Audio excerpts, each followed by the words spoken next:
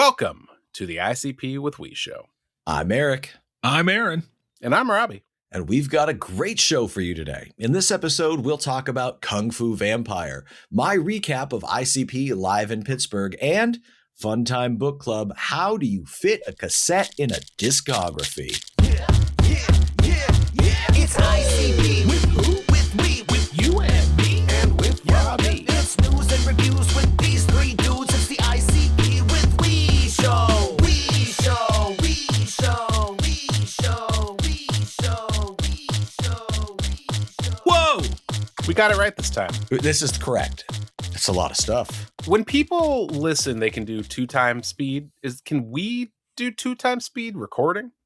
I've tried to do 2x speed editing and I can't get it to work. So recording's probably even worse. Yeah, it's gonna be real time. And if you're listening to us in double time With Bill Maher. go fuck yourself. Yeah, I agree with every sentiment, but I also like the idea that there's a podcast called Double Time with Bill Maher.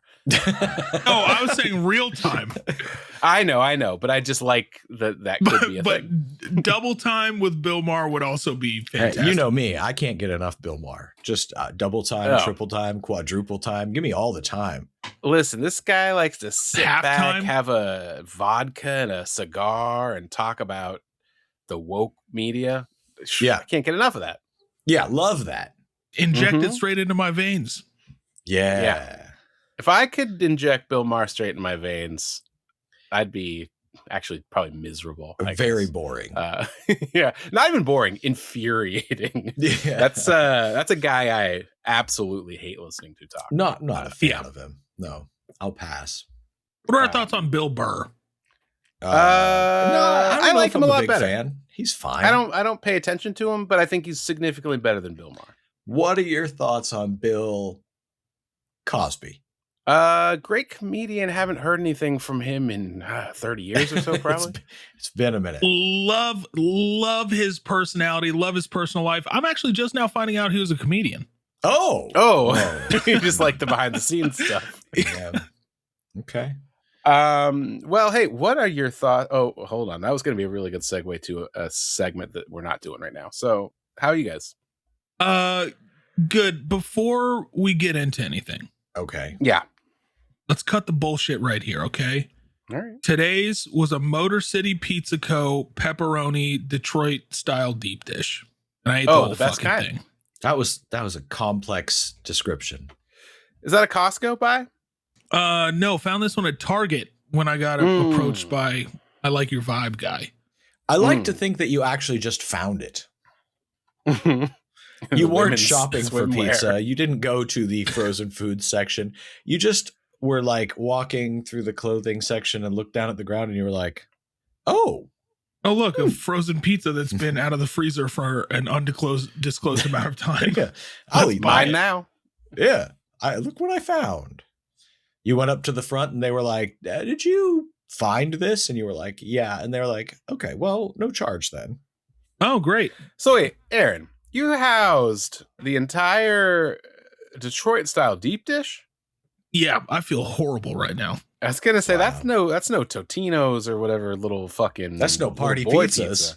No, That's not party pizza that's, lasagna. that's family style. Yeah. And hey, All right. When you're when you're on my plate, you're family. I don't know. oh, I don't- That's terrifying. That's weird.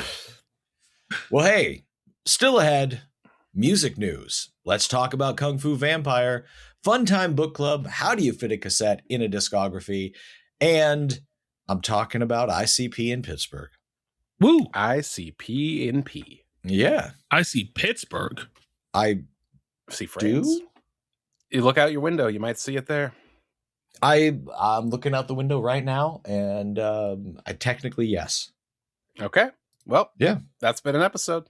I see my neighbor's ugly ass tree. Ash tree? Yeah. Mm. It's a tree of asses. He's Juggalo. Oh, real butthole guy. Just real Yeah. buttholes all over it. That was a thread left unfollowed in Patreon, but hey, figure out where it ended up. You might be surprised.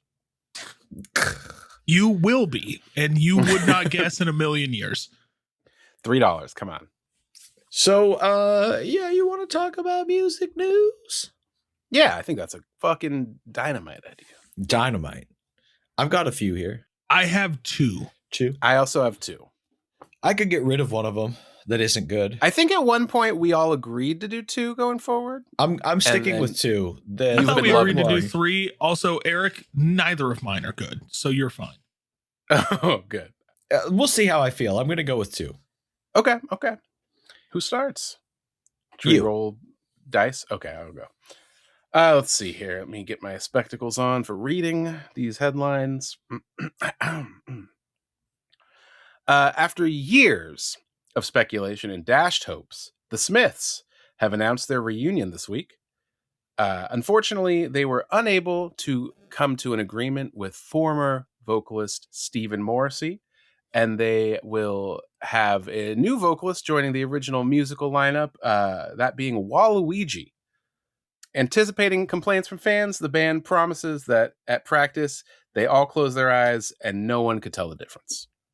So, yeah. Listen, easy to sing along with all the songs because you like go to the show and just wah. Yeah.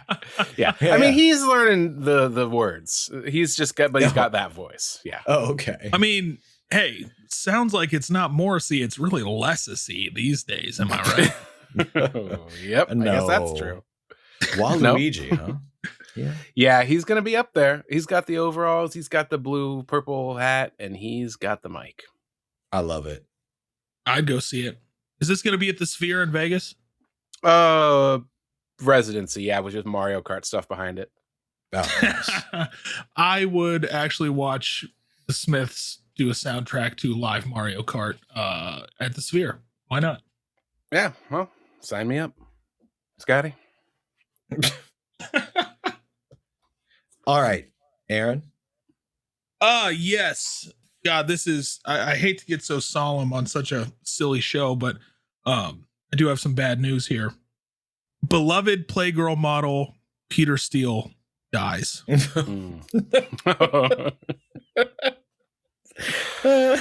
Oh no. Do you know that guy died? Yeah, we just heard.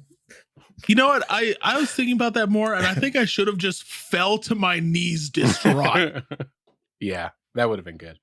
That would have been a great bit. Just well up with tears and start sobbing. Not my Petey. I loved his penis in that magazine. Rock hard. All right. Guns N' Roses are under fire for failing to pay their annual dues to both NAFA, the National Alliance of Floral Associates, and the NRA for the past 40 years. When questioned about this alleged delinquency, Axl Rose promised to pay the money he owed. He just asked that the groups have a little patience. I think they've been pretty patient. I really wanted to write something that was like fuck Axl Rose and fuck Guns N' Roses, but yeah, it ended up being that instead. Yeah, for the listener, they gave us a little trouble with Spotify on our last episode for including Guns N' Roses music. Yeah, for all the samples that I have put into episodes that I've edited, that's the first time that, like, sometimes we'll get a country like Russia is really strict about copyright enforcement on YouTube specifically. Right, YouTube Russia specifically. strict? Yeah. So we'll get, episodes banned in Russia frequently because of using clips of music. This is the first time we've ever had one not only banned on YouTube, but like Spotify globally refused to air the episode. We had to edit it out. All because of some November rain. Not November rain. rain. Nope. November rain. Yep. So Mother Russia, Spotify or copyright strikes you. Yeah, that's true. Guns N' Roses suck. Yep. Apologies to our comrades in Russia. You probably don't hear half of our episodes. Probably. Oh, probably not any. Yeah. Honestly. Yeah. Not on Probably YouTube, true. at least. Yeah. No. Well, hey, I got some news here. Yeah.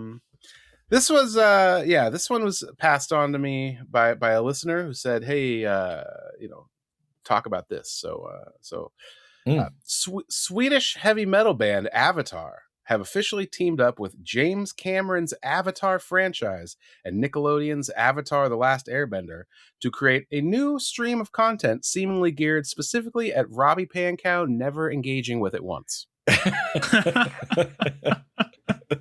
All those things sound like something I'm not interested in. So that's a perfect intersection of stuff I don't care about. Yeah, they did it. They knocked it out of the park with getting me off board. Yeah. Good. Love it. There we go. Aaron Hubbard. Yes, Aaron Hubbard. That's me. Oh man, if I was still active on Twitter, that would be a fantastic Twitter name. I'll change mine. Okay. Fuck it, why not? Listen, I had some bad news, but I'm following it up with good news. Oh, good. Beloved artist Taylor Swift marries love of her life, Travis Kelce. Yeah. And we're getting some reports back. They saved a killing on flowers by holding the wedding at Madison Square Garden. Because it's already a garden. Yeah. It is. I don't think it is. What? Isn't it just an arena? Yeah, that's a joke. Couldn't be. That'd be called Madison Square Arena. Oh, you know what? Fair enough. I was actually gonna use this was gonna be a headline. I was gonna say all this, they got married, whatever, blah. And surprisingly, the wedding was officiated by Adam Sandler. But that's actually true. So it wasn't. Yeah. Oh. Yeah. I was gonna do one that was like, oh, Taylor Swift and Travis Kelce got married. Unfortunately, it was 2 years after people gave a shit. Hard. Yeah. I was going to say they did that, and it was going to be officiated by Adam Sandler, but he was too busy. So instead they got Jimmy Buffett holding up two margs getting attacked by dinosaurs. No, that would be what a sick. great officiant, by the way. Oh, damn.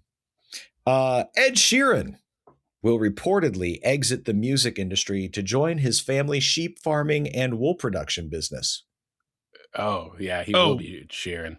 Ed B. Sheeran. That's Exactly. for sure. Exactly. Yeah. I like it. Me personally, Wonderful. I like it. Good. Hey, between segments, I'm going to change shirts really quick because I am burning alive right now in a sweatshirt. Is it on Ooh. fire? Yeah, I'm gonna take off this shirt that's on fire. It's Completely engulfed in flames. Hey, if I wait a little longer, it's going to take itself off just by being gone. But yeah. Okay. Robbie, to make you feel better, I have been recording shirtless this entire time because it's Whoa. also hot as shit here. So all you fucking perverts out there listening to this, you can picture that. And we'll throw audio and video up on the Patreon if you pay $7. I'm recording. Fuck it, why not? For all you patron creeps, shoeless and sockless. Whoa, well, Joe same, Jackson or Bo Jackson style. Joe Jackson. Joe Jackson. Fuck. Sorry, Joe Jackson. Michael Jackson's dad. Yeah. Hey, he had to be barefoot at some point. Is he on WikiFeet? Michael Jackson. There's only one. I'm sure. Now. I'm positive. Bo Jackson. Oh, Bo Jackson. Oh, I think it meant Joe Jackson. Joe Jackson, I think, was around in non-camera times, though. Might be sketches. Wait, who That's was? probably cameras. Who was? You said Joe Jackson was no cameras times? What's happening right now? Everything. I think you don't know when cameras were invented. Wasn't it like 10 years ago? So Bo Jackson, born in 1962. Joe Jackson, the shoeless Joe Jackson, different guy. That's who I'm talking about. Okay. He died in 1951. Yeah, I'm pretty sure there were cameras around before he died. But I'm looking As at a matter of pics fact, I'm looking at a bunch of pictures of him right now. Yeah, big same. But that's when he's old and decrepit. I'm talking about when he was like in prime baseball playing age. But I'm looking at him playing baseball here. And it says Prime at the bottom. That has to be AI. In all of them, he has shoes on. I wonder if the shoeless pictures are on WikiFeet. Well, that's a paywall probably. Yeah. Wow. Do you think WikiFeet has like courtroom sketches of feet for some people that maybe like on death From row or like something? George Washington? Yeah, fuck it. Why not? Just they had to guess. Best approximation of George Washington's feet. His toenails are wooden.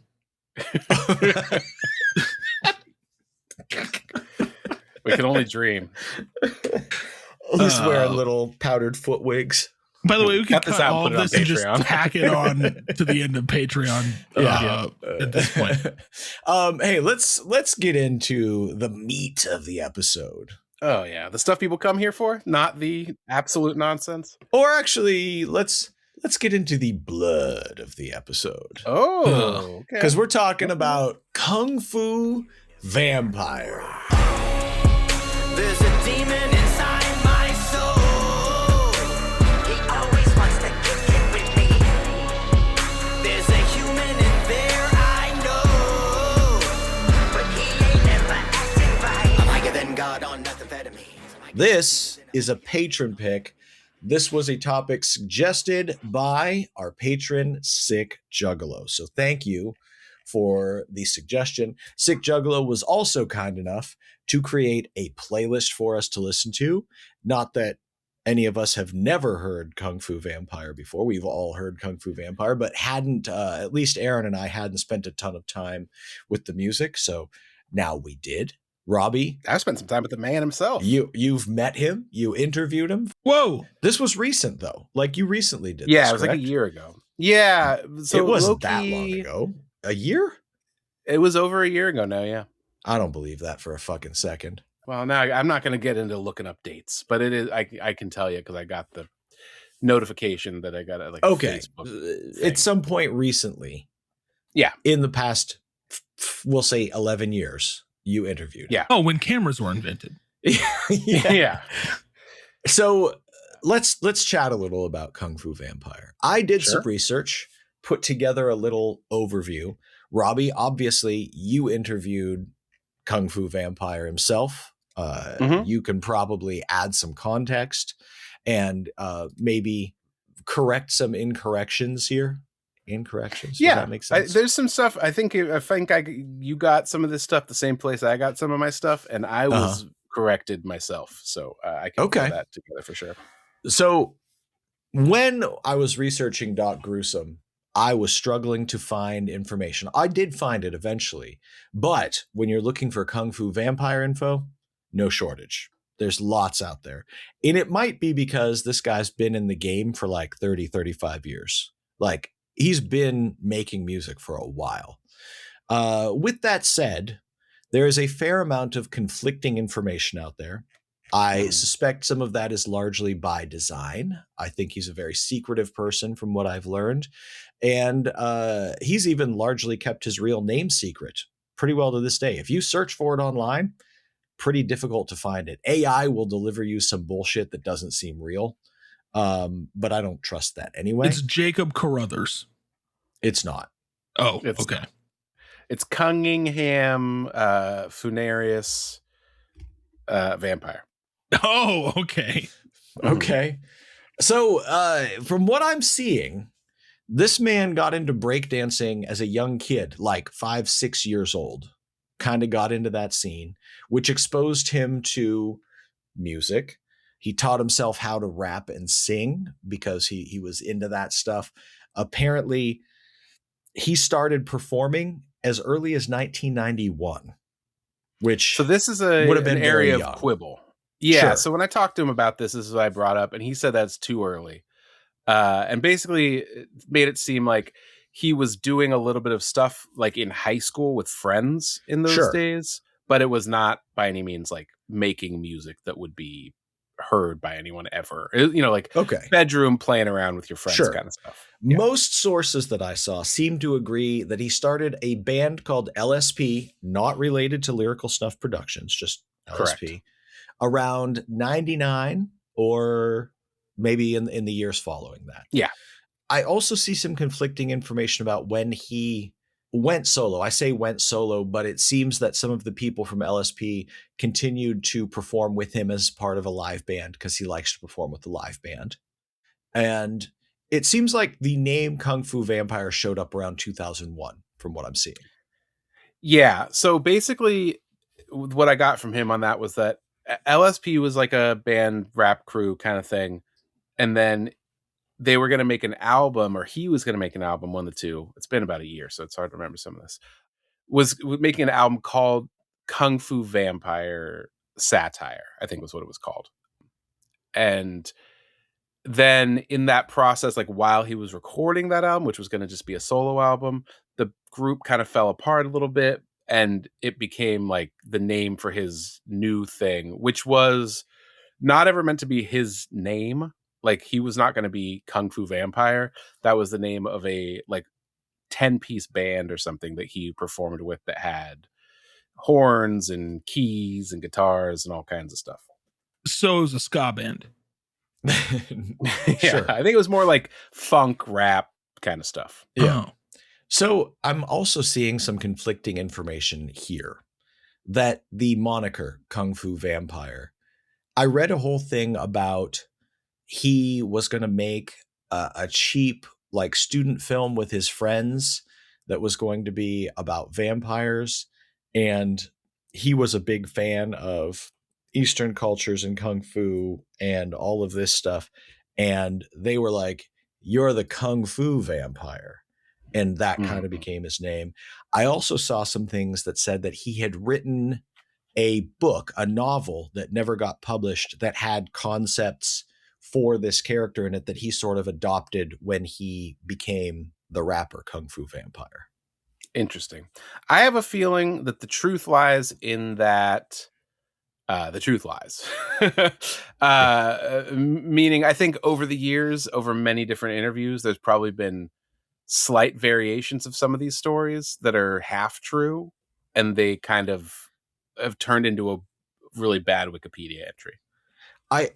So some of this is Wikipedia, some of it is the horrorcore wiki, some of it is an extensive interview he did with a local Bay Area news publication in 2012, and some of it is just other random things I saw. But I also wonder, much like Isham, how much of this stuff is intentional misdirection because he thinks it's fun. It adds to the mystique. I think that, yeah, I think there's a lot of that, and some that's just like maybe at different points in his career he was playing a little bit more of a character, and it was more fun to put in some weird like, oh, I was writing a book, and then like 20 years later he's not that concerned about the mystique, and he's like, it was just a thing I thought was a cool name, or whatever. Yeah. So when you say playing a character, his original persona was pretty spooky, right? Shaved head, white paint, face paint, head paint, whatever, white contacts, a Chinese vampire style robe or kimono. This guy, he was looking scary. Yeah, I think a lot of that probably is inspired by I think he told me that he was a big Trouble in Little China guy, and so some of that imagery came in there. Yeah, I can definitely see that. Yeah. Yep, absolutely. He is from San Jose, California. And in the early 2000s, he started performing and playing shows in and around the Bay Area, dropping his first album in 2003 called Blood Bath Beyond, like Bed Bath and Beyond, I guess. Mm-hmm. And then kept performing for the next 4 or 5 years, that material, writing new stuff. In the late 2000s, after releasing his second album, Dead Sexy, he started playing and touring outside California more, touring with artists like Tech9 and Brother Lynch Hung, another Bay Area artist. In 2011, after coming up on 10 years of that persona, he decided to drop that vampire look. Stopped wearing the face paint, got rid of the contacts, no robes, let his hair grow out. He's got sort of a Johnny Bravo, California, like buttoned up plaid shirt thing going on now. Totally different vibe. And nowadays he's even got like kind of afro-y bigger hair. Oh, I'm used to the pompadour. and the very, lined up beard and everything.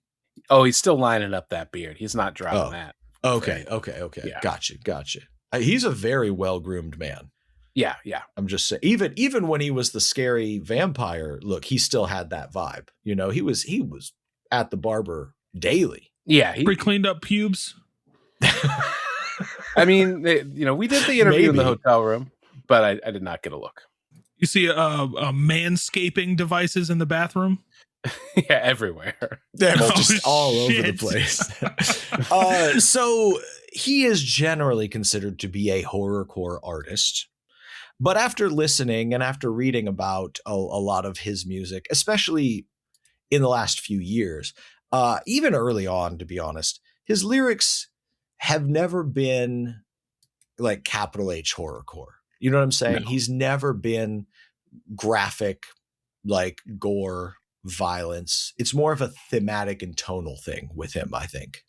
Yeah. So one thing that's important to know about him is that he is completely independent of all of this stuff at the beginning.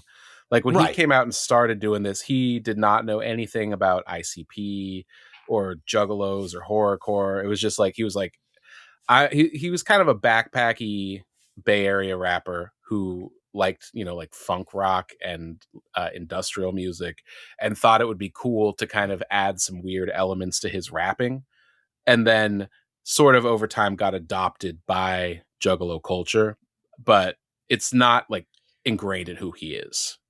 Yeah, there's an interesting quote from that big interview with him.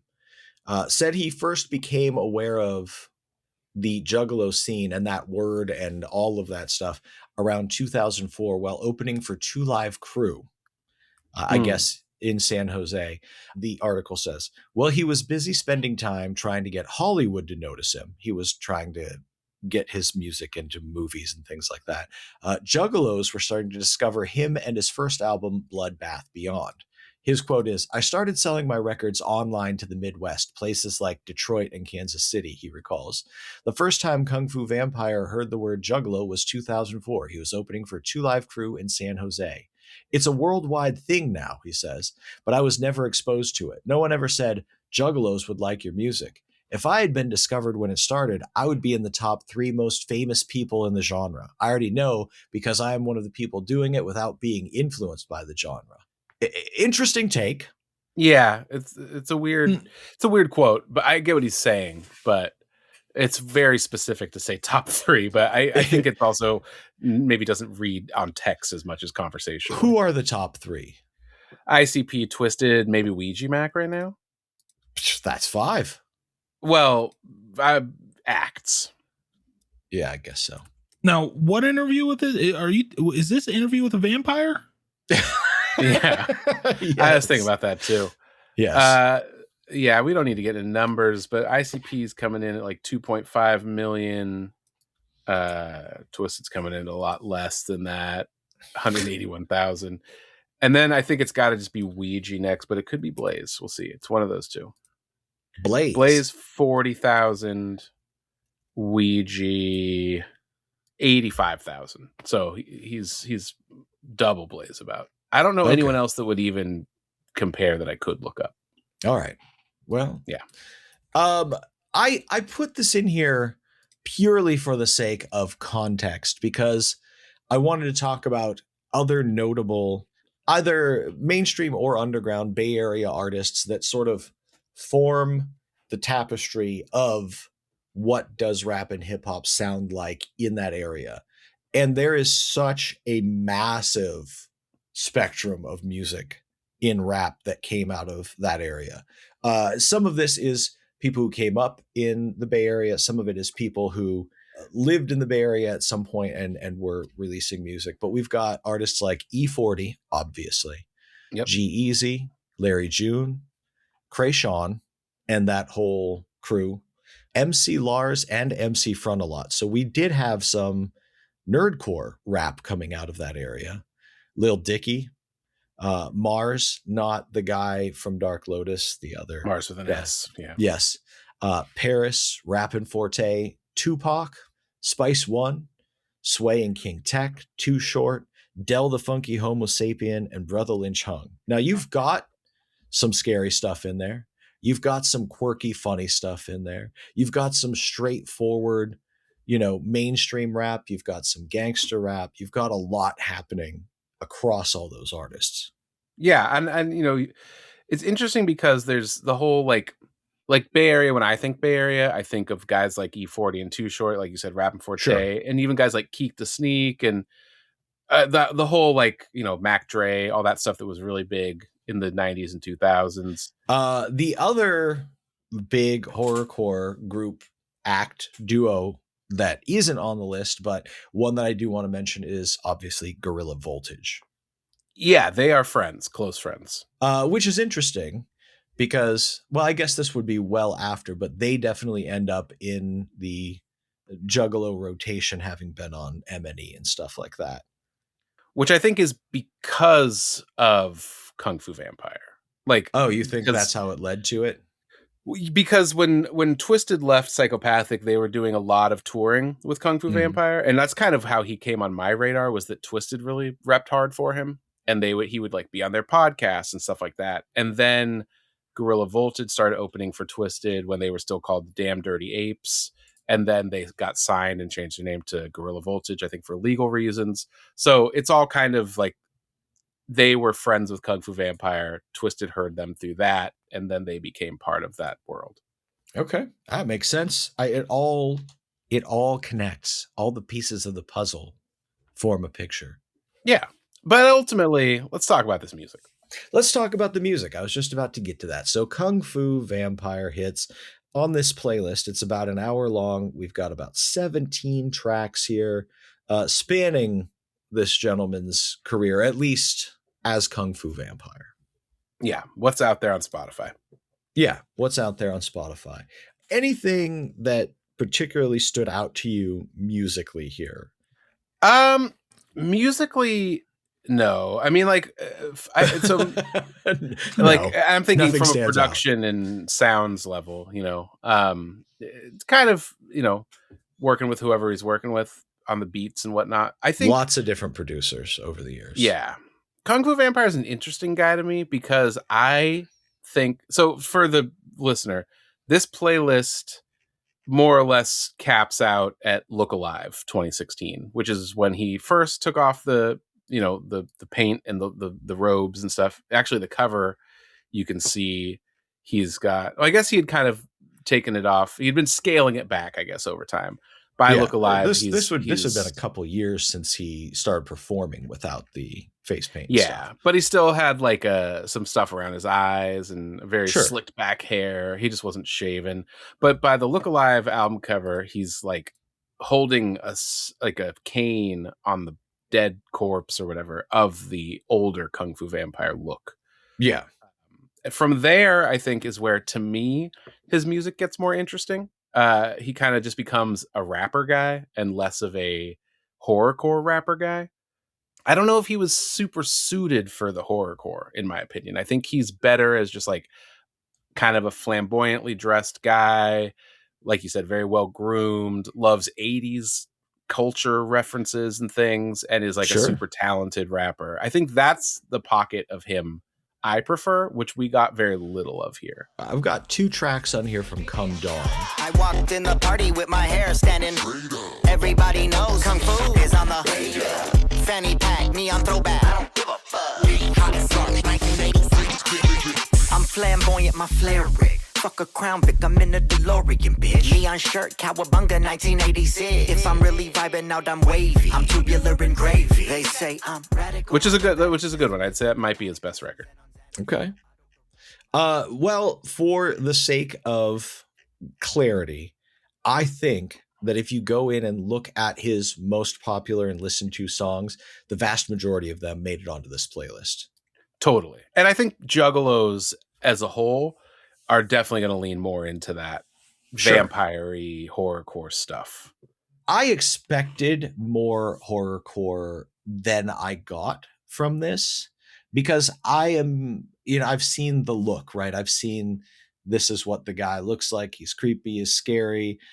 The early tracks, the stuff from Bloodbath Beyond, very I would say almost strange music, chopper style. Here's some of that. Nevertheless, put to the test, never the rest. Nothing but the best, no matter what. Mandarin color on my chest. I keep my secrets beneath the under earth surface a little bit later. A skater, I recreate a records. The next thing that I know when I'm meeting the tetanus. Shot in the heart with the wooden stake. Make no mistake, I cannot wait for blood vessels tasty like strawberry cake. A toothache.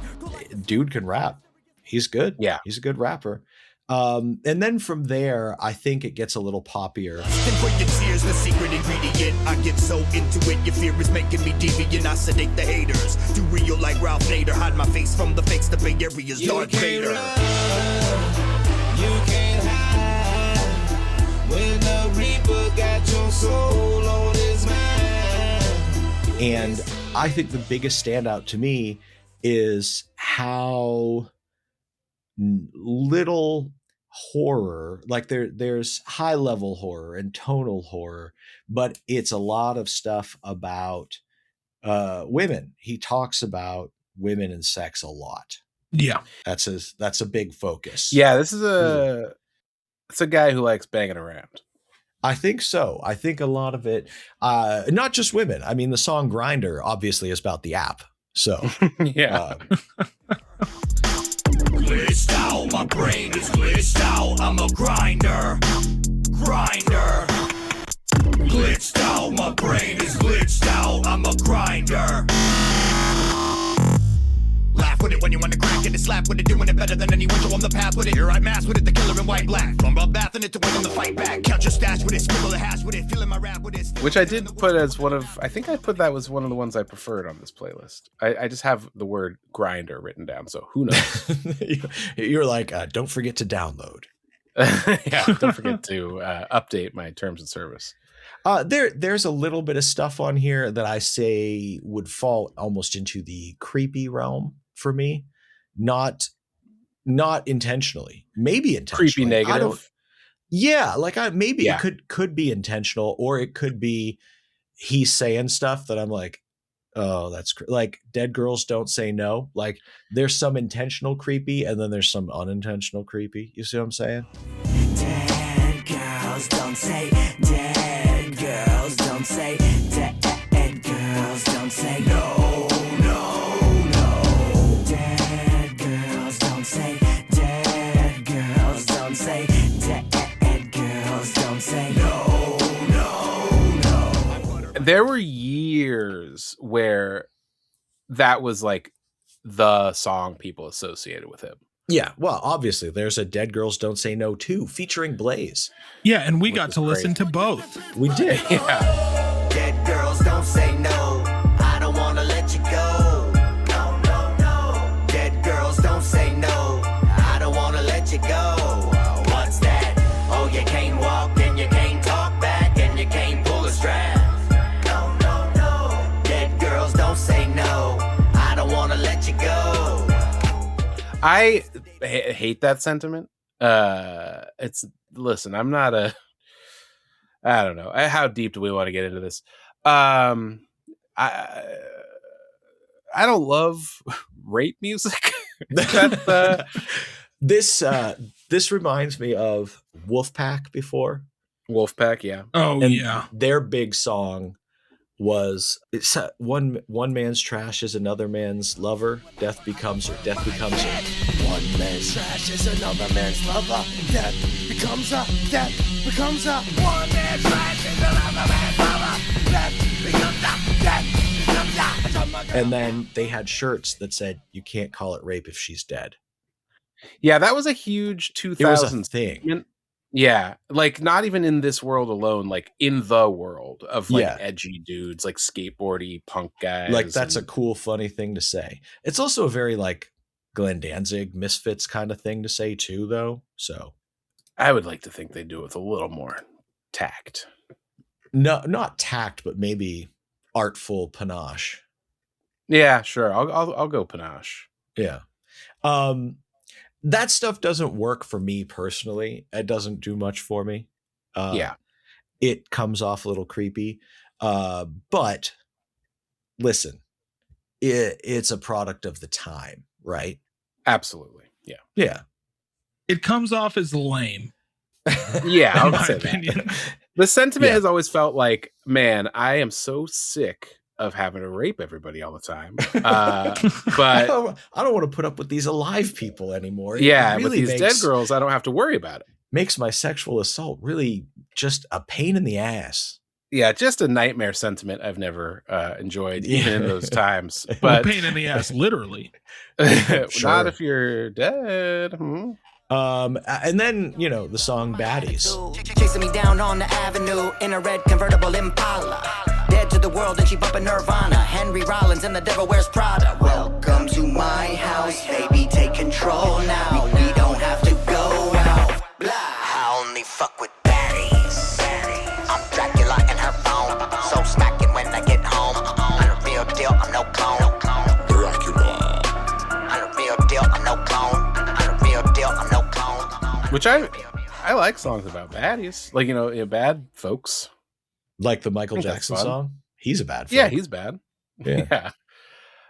That baddies, that is again from Come Dawn, which I've always wondered if that's a double or triple entendre, because it's Come Dawn, like he's like, okay, I'm a vampire now, the sun's coming up, whatever. Right. Is he the Dawn, like mafia style of come? Or is he saying he's being cummed on? Or- Right, that's what I mean. That's the triple. Come on. I thought maybe he's just a big Bush fan and he doesn't want to come back down from this cloud. Oh yeah, that is a shit. possibility. That is very much so a possibility. Yeah, so that album 2019, maybe just before people started using the term baddies the way it's used commonly now. I think it was around, but I think it's clever. I think, and that's where I wonder about the Come Down. But I mean, lots of that stuff on here. Lots of lady stuff. She is a villain. Little girl, big mouth. You know what I'm saying? There's just Oh, That one sucks.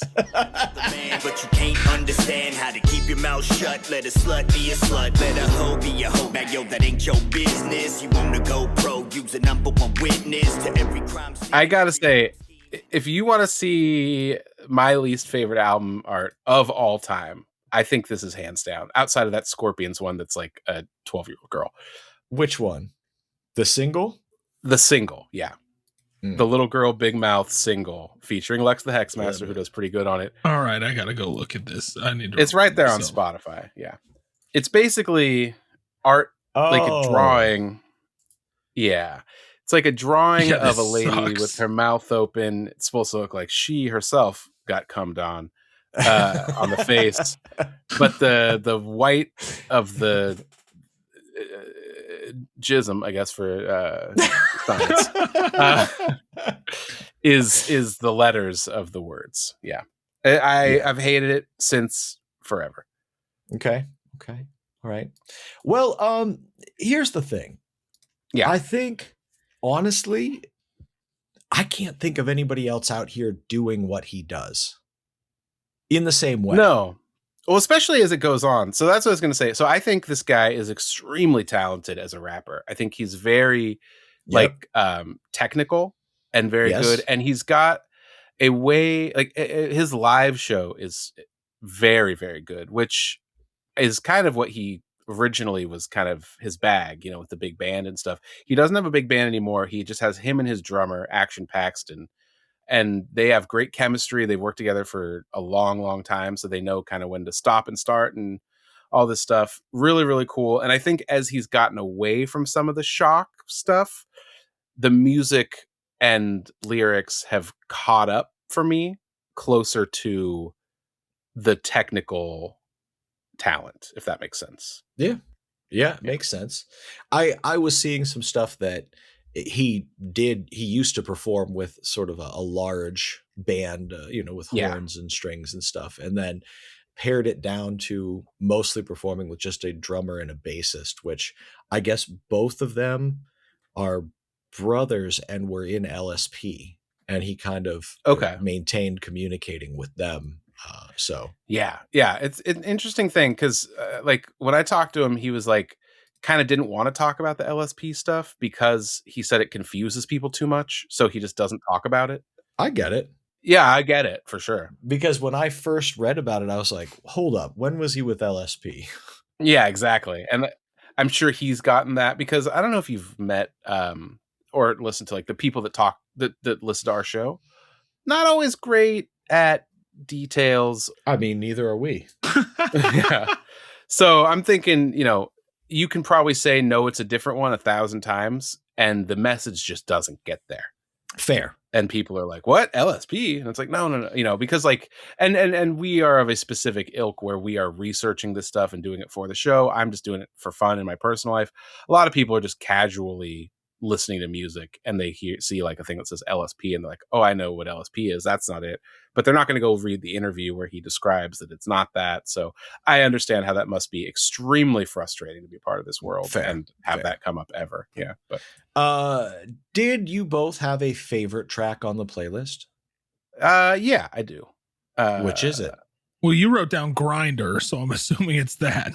Well, I did like that one. No, my favorite was 1986. I walked in the party with my hair standing. Everybody knows Kung Fu is on the fanny pack, neon throwback. I don't give a fuck.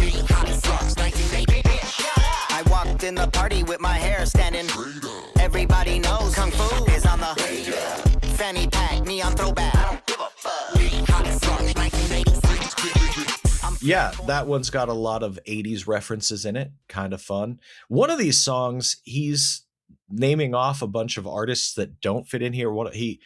There's a Devil Wears Prada shout out in there somewhere. Yeah, What the hell was that? Yeah, whoa, where did that come from? I would say mine is Duality. Yeah, I like that Twisted. One a lot too. It's a very good song. I'm higher than God on methamphetamines. I'm higher than Jesus in an opium den on ketamine. I'm higher than Buddha if he said fuck Zen. I'm a higher rooter and I flush it in the end. I'm a shooter, not a looter, and I'm always in voodoo using words like toodles. I don't give a flying fuck. Everybody buying, I am the pie, I'm supplying it. I am a drug and nobody can. Aaron, Fair did enough. you have a favorite? Yeah, I really liked Atmosphere. It feels like I just stepped off the Apollo 13. Not me, lucky number, numerical, Nautica, green face. Pigmented, rented the section in my own portality. And time seems unstructured with no validity. And how did we get here? We sat here with the regret spears and black coals. Set for the black hole, floating and bloated, coated with devoted honor. Never stopping the Vana. Loaded boys. I like the first half of Abracadabra a lot as well. Abracadabra was pretty good. Shake, rattle, roll, quake, battle, lance, and a candle dance is what I require, acquire, retired, admire to the grand sire, liar, spitfire, perspire, that's how I acquire my victim. And pick 'em and even take 'em apart and restitch 'em, stick 'em like voodoo. Nosferatu, got you, fingernail level open the snap where you lick, you can't cope, you'll be numb, and I'm making you come to my lay you then the slump. You've been bumming. I don't like this guy. Fair. The person or the music? Both. I haven't met him. No, I think you know what? I haven't met him, but I just know he's a piece of shit. Wow. No, I These are Aaron's opinions, by the way. What the I fuck? think my opinions are not my own. They're that of the podcast and the whole. Okay. No, I think he seems like a cool dude. Well, I shouldn't say that. He seems like a dude, and he seems fine and a nice guy. What are you saying? Why aren't you guys saving me here? I can't save you. You said he seemed like a guy. I hope he comes that's to your true. house and kicks your ass. Yeah, Oh, I mean, I'd like to see him fucking try. I hope he connects with you on Grindr. You know what? I'd like to see him try. Fair.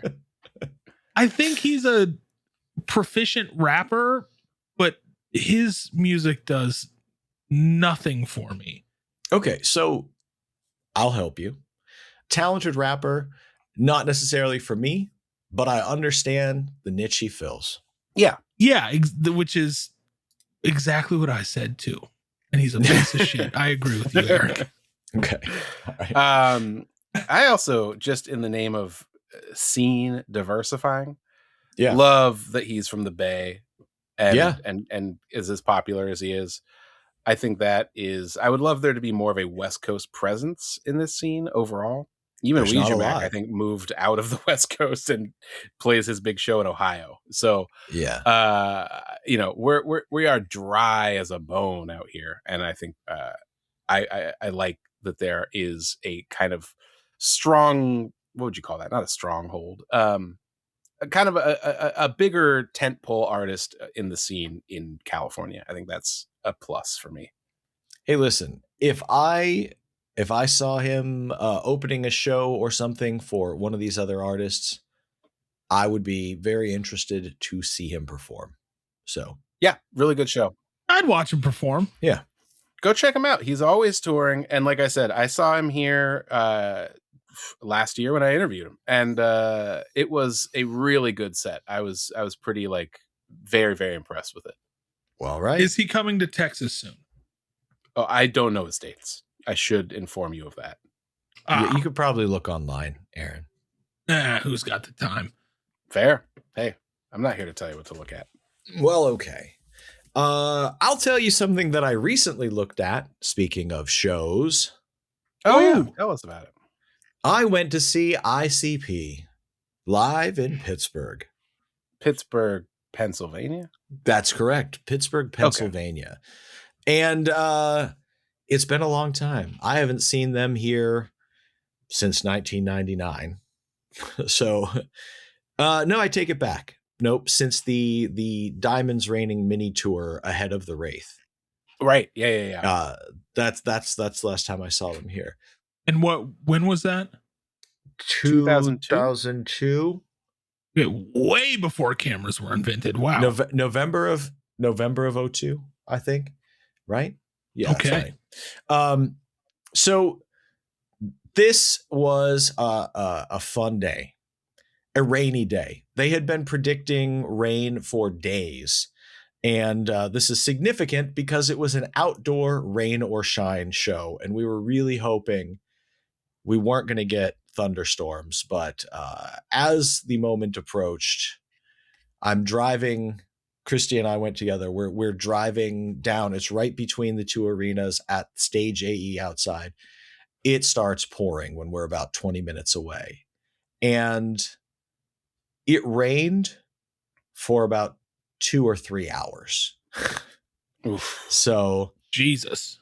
there was also a Pirates game going on. There was also a big 250th anniversary concert going on at the Point, which I think was Nelly and Third Eye Blind. Weird combo. Yeah, Hey, there was a lot of knockout shit lineup. happening. Yeah, a lot of shit happening. But as you got close to the venue, you could see our people. It was obvious. It quickly blended from people trying to see the Pirates to the guy with the surgically implanted horns and the spikes coming out of his head and all that stuff. Right. That guy was not the Pirates? Not No, Nelly and Third Eye no, Blind? no. Okay. Can I pitch you a quick Third Eye Blind reimagining for a 250th America anniversary show? I don't know what that means, but do it. Sure. I wish you would step back from that legislation, my friend. Oh, Ooh, okay. okay. There Worth you it. go. Yeah. Thanks. So we get down there, and I feel like when ICP is touring, they notoriously do not advertise or publicize their opening acts. So we didn't know what we were getting into. I was basing any knowledge I had off of Aaron's recap of the show in Dallas, which I'm going to count as basically part of this tour, even though it was a few weeks ago. Because they're kind of doing 1 and 2 They've been on the week tour runs. for 3 years. Right. They're just, they'll book a week or two worth of shows and then take a break for a couple months and then book a week or two worth of shows. You know what I'm saying? Yeah. So we went in knowing nothing, walked up to the venue in the rain, immediately met up with Mike Spawn and took our places right in front of the stage and stood there in the rain. And the show was supposed to start at 7. It did not.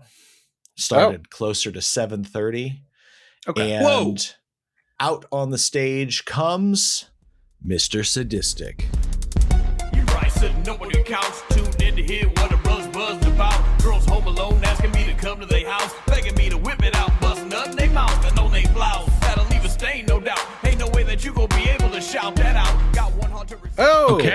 Burns guy. Nice. What'd you think of him? Fine. Pretty good.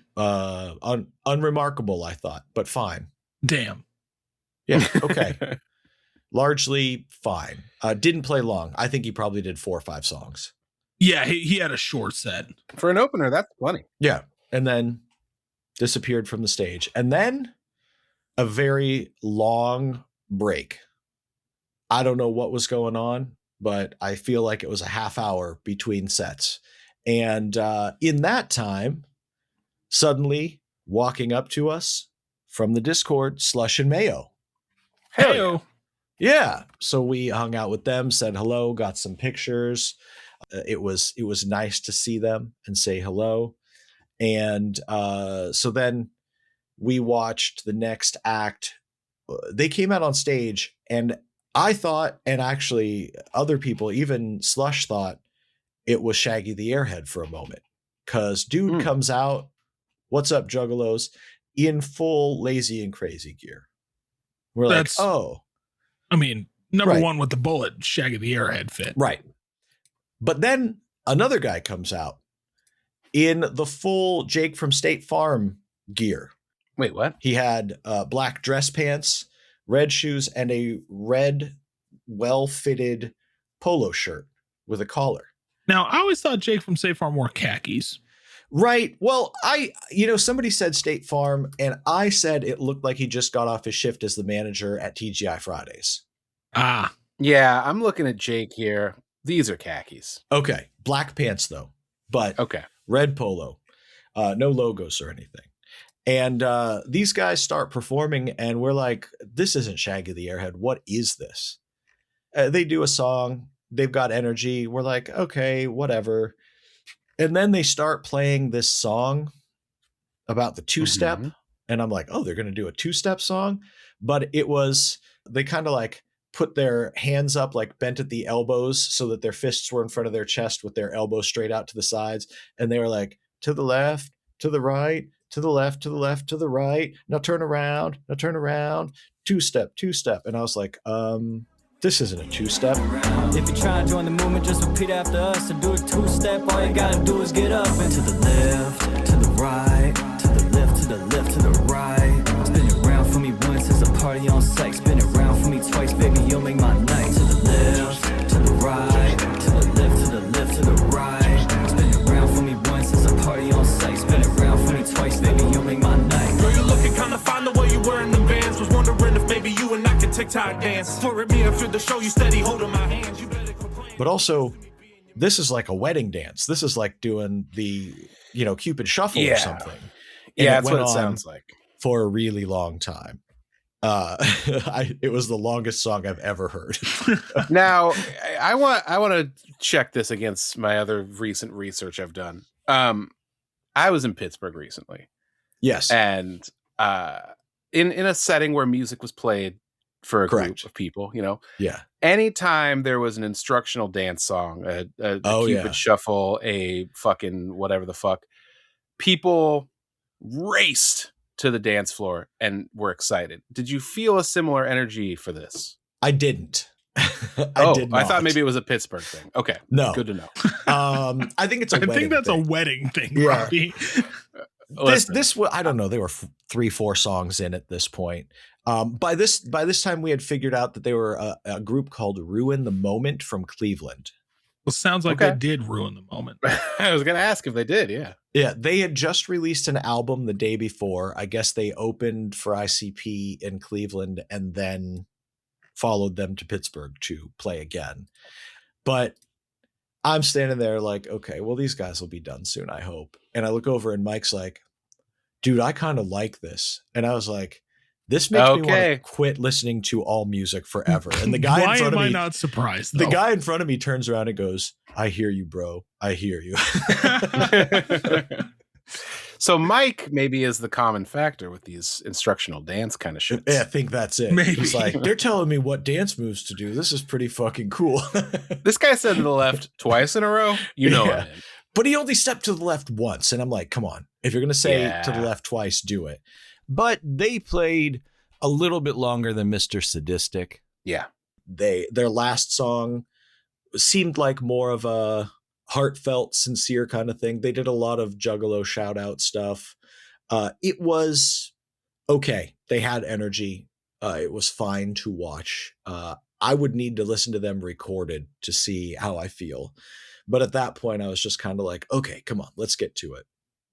At some point in here, Slush and Mayo said, okay, we're going to go get off to the side and get ready. Get for off ICP. Oh, because we were right in front of the stage they're getting. So again, we stand in the rain and wait, and out to the stage eventually comes, to use Jay's words, and he said this on stage during their set, Psychopathic Records' own Wakko the Kid. What the fuck? What the fuck? What the fuck? What the fuck? What the fuck? What the fuck? What the fuck? What the fuck? What the fuck? What the fuck? Blood splatter on the paper, oh my god. Oh my god. I just killed another hater, oh my god. Oh my god. Oh my god. Oh my god. Oh my god. Oh my god. Oh my god. Oh my god. Oh my god. Okay. More like whack off my dick.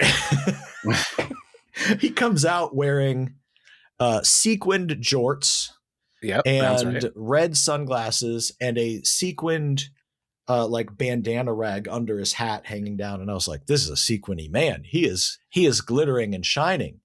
And he has a couple guys that come out once in a while to throw stuff into the crowd, but mostly one other guy. It's kind of a duo performance. Okay. And I didn't research it. His name was Chef something. And Wakko said that he is one of the most famous people on the internet. The chef? Because he can make his eyeballs pop out. Is it Chef from South Park? No, it was some guy that can like make his eyeballs pop out of his head. And he kept doing it, and it was grossing me out. It was so nasty to look at. Okay, so let me walk this back. Yeah, so you Wakko go, the Robbie, Kid. you go. Wakko the Kid, this like trap guy. You know, he's doing the like I come from nothing. I've whatever. Yep. He just is what for more visual stimulation, or like why is he hanging out with Chef? I don't know.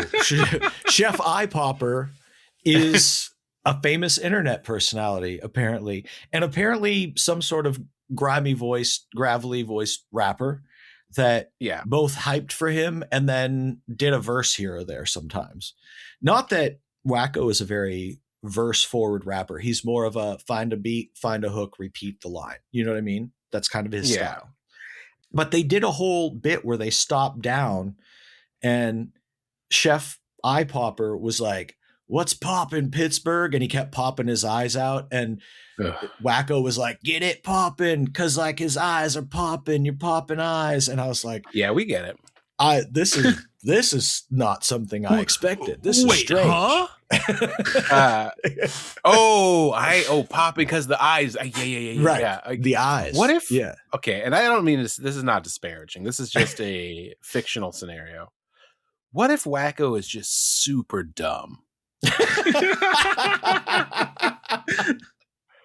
And like at one point, like last night, or like Chef Bones is this guy's name, by the way. I've been looking this up. Chef Bones, that's it. Yeah, with a Z. Do you see him popping his eyeballs out? Oh, he's popping his eyes. I see it all over the fucking place on Google. But what if the night before they had been playing in like Michigan, let's say, and the guy was like, "What's popping?" and popping his eyes, and Wakko was just like, didn't get it at all. And then later, Chef Bones is like, "Do you see?" Because when I say that, it's like I'm popping my eyes, like popping. And then he was like, "Oh fuck, that's crazy!" And like, and so he was like, "Tomorrow night, I'm gonna let the crowd know because they might not get it. It's a little esoteric. It's a little, this is now he's using the word stuff. Esoteric." Well, yeah, in my fantasy world, he's super dumb, but still has a good vocabulary. Well read, has a good vocabulary. Yeah, they also doesn't did get a thing stuff. Where because we're outside and the stage literally faces the baseball stadium, they were like, did the Pirates win today? And everybody was like, no. And they're like, who'd they play? And there was just a mishmash of voices. And they're like, yeah, well, whatever. Fuck them then. Like, oh, Hell yeah. I don't know if that didn't go your way, but that's okay. There was one point where Wakko said, there's a lot of new people here that don't understand what this Juggalo thing is. So let me be the person to welcome you to the Juggalo family. And I'm like, can you do that? He just did. Is he qualified? Yeah, that's what I'm wondering. I don't know. There's a lot of new people here. I just heard they're called babies, and they start out small, but over time they turn into grown-up people like you and me. It's crazy, but I just heard about it last week. I don't know. I'm still wrapping my head around that one. Chef Eye-Popper over here told me that I used to be a baby once. I don't remember that. I almost fought him. Every time he would finish a song, Wakko would talk about something for a minute. He made sure to tell us that he made $1 million on Airheads. He threw some free packages of Airheads into the crowd. And he would talk for a minute, and then he'd go, all right, let's get into that next record. Mm-hmm. And it got to the point where we were joking about it because he did it so many times. And then I'm like, it's gotta be a cue to whoever is cueing the next song. It was just funny that it was the verbiage was identical every time, and his cadence was identical every time. It was just really funny. Yeah, it's got to be like him and his. Oh, does he have a DJ, or did he just have like an offstage guy? So yeah, it's got to be a thing where he was like, "Listen, I like to talk a lot between songs. Don't just play the record any old time you feel like it. We're gonna have to set something up." And then the guy was like, "How about you just tell me when to play the next record?" And this fantasy version of him that I have just couldn't work past that exact phrase, and he's like, "I'll just say that same thing every time." He did do one thing that I really liked that I think is important for this scene and for this culture to keep happening. And it was to have a moment of social awareness and to sort of state the standards and expectations of this scene, right? He was like, hey, we accept everybody, no matter who you are, no matter where you came from, but fuck racists, fuck pedophiles and sex offenders. We got no place for that. And he kind of did a thing where he was like, all right, all the whatever's cheer. He's like, all the pedophiles or sex offenders or something cheer. And a couple people, he's like, oh, get them out of here. Get, like that kind of thing. Yeah, I was like, all okay, right. I like that. I'm with this. I'm with what you're doing. And Chef Eye-Popper was also out there talking shit on the sex offenders and stuff. And I was like, that's cool. As long as you're not one, that's awesome. I picture Wakko saying, fuck pedophiles, and then Eye-Popper just popping his eyes. You know what I mean? Yeah. But then you hear like a boom, like a little shifty eye thing. So anyway, Wakko did the whole Wakko set, played a new song or two, played a cover of 17 Dead that it sounded like a Wakko song to me. Did another song that referenced a lot of ICP songs and albums. Really tried to lean a little more into the Juggalo stuff. So, yeah, it was a little different than last time I saw him, I think. Okay. But yeah, it was Wakko. Now, did he have his singular stage scrim that was way too small for the stage, so it just ended up looking funny? Yes. Okay. Not like at the Gathering last year, which was the biggest Hatchet Man I've ever seen. No, like this one was comically small, at least for the Bomb Factory stage. Right. This is a big stage, and his backdrop, his scrim was basically built for a small club. It would have been fine in a small club. Yeah. I don't want to spend too much time on this, but I do want to say really quick. I listened to the new Wakko album, The Kid That Did. Wakko the Kid came a long way. I was sleeping on them random couches. We were so low, we got kicked out the basement. I was slanging out abandoned houses. What you know about the smell of black tar? I was catching fades in the backyard, running circles around you like a NASCAR. Let me tell you what the fucking facts are. I used to live out the Motel 6. I know some egos, the wholesale bricks. Little scrubby Juggalo became the man. I'm on the stage but started as a fan. Don't care about who hating, I don't give a damn. I don't think it's that bad. I think people hate it. I listened to it because I was reading reading comments and people are like, this is the worst thing I ever heard.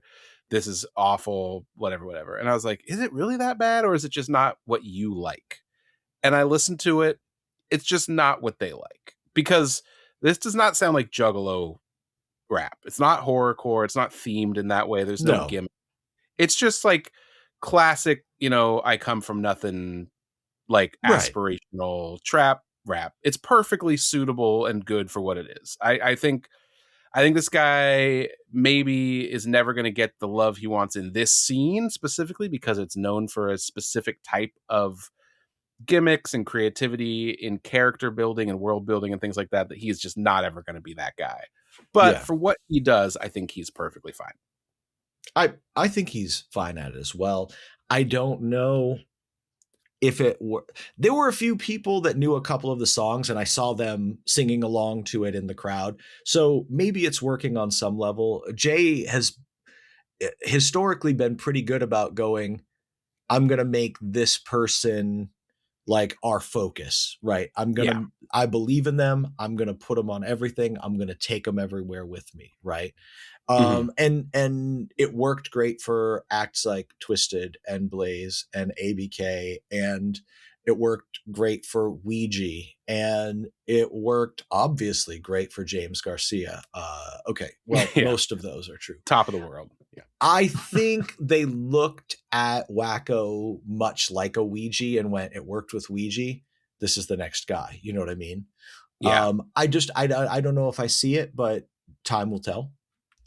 I don't know if he's going to ever be huge in this scene. Ouija even has a lot more of the darkness and theming and which is like what that. works. Yeah. Right. That's what people gravitate to in this scene. And I get it. And I respect it. That's why I'm here. Whatever. It's a too long of a conversation because, but shout out Wakko. I don't have a problem with it. Shout out Wakko. Now, do we think we're going to see Chef Bones being taken under Jay's wing anytime soon?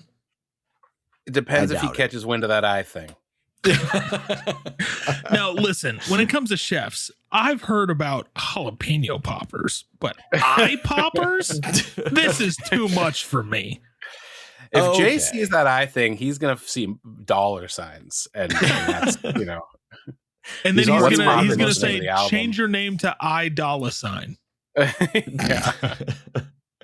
Already one of the most famous people on the internet. What more does he need? I got to see the follower count on this guy.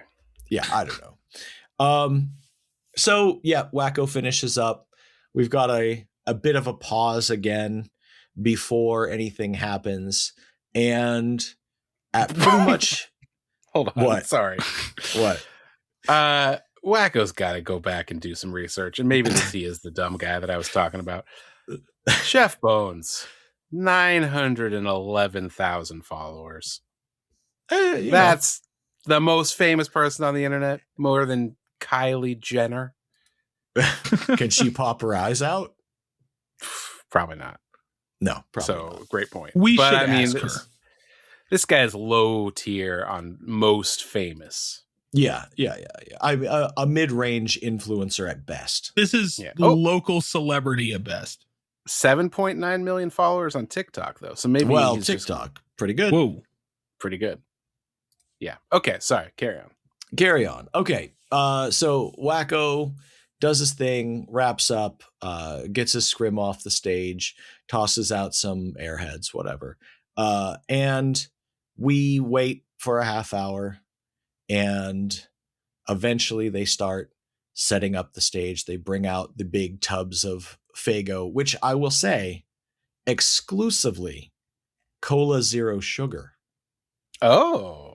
They're not diet root beer anymore. Yeah. Interesting. Okay. Zero sugar cola. Yeah. And so we're like, okay, it's going to start. Here it comes. And eventually, it didn't happen right away. We get the opening, right? The curtains open up. It's the big light up ICP letters. Love those.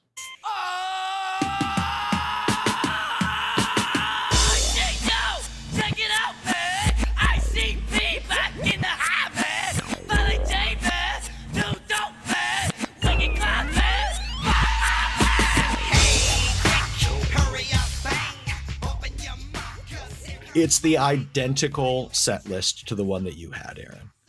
Oh, sick. I looked at the playlist, at the set lists, exactly the same. They start with The Show Must Go On.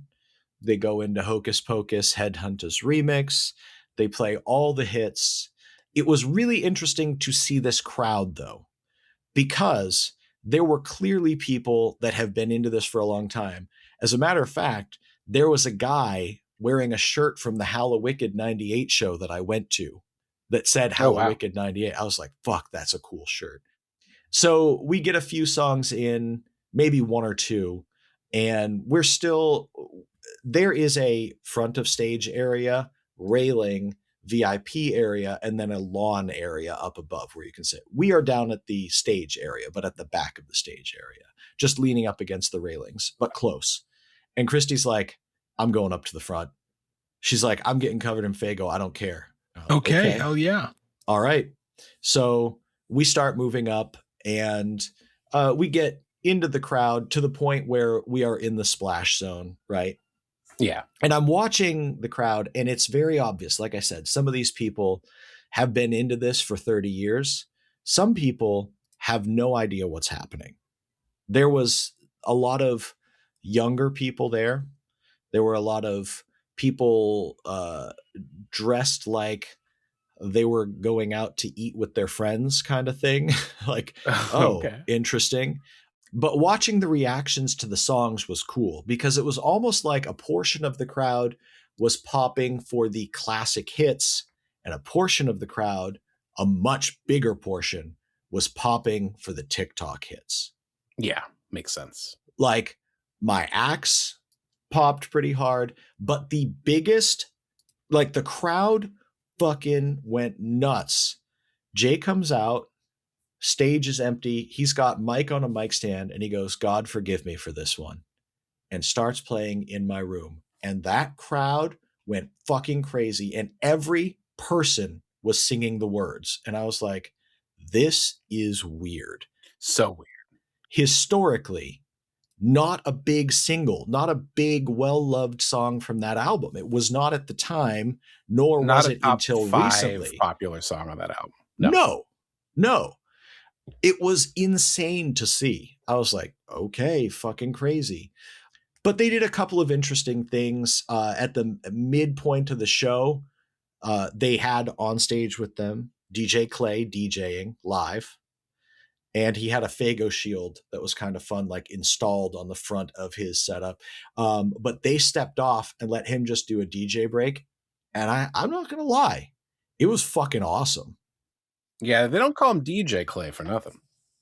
He DJs really well. He's a good DJ man. So that was cool. They also did, I think, 2 or 3 Faygo breaks. And when they did, it used to always be they had all the clowns come out and do it. Instead, it was a group of children that I believe to be their kids came out and were spraying Faygo. Both times, actually all 3 times, because they did it for both of those. And then Down with the Clown was the second to last song. The kids came out and sprayed Faygo during that.